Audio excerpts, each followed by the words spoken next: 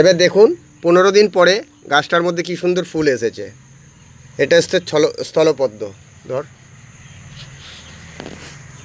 দেখুন, আপনাদেরকে দেখাই।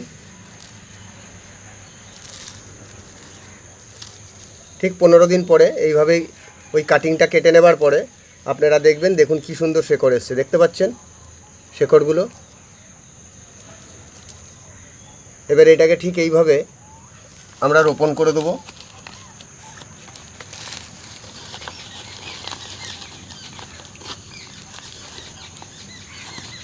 দেখুন একটা ছোট্ট গাছে কি সুন্দর ফুল চলে এসছে। এবার কিভাবে কড়ি আসবে, ফুল আসবে, আপনাদেরকে আমরা দেখিয়ে দেবো। আপনাদের যদি চারা কলমের দরকার পড়ে, আপনাকে আমি পরে আমার হোয়াটসঅ্যাপ নাম্বার দিয়ে দেবো, আপনারা যোগাযোগ করে গাছ ইয়েও করতে পারবেন, চারা কলমের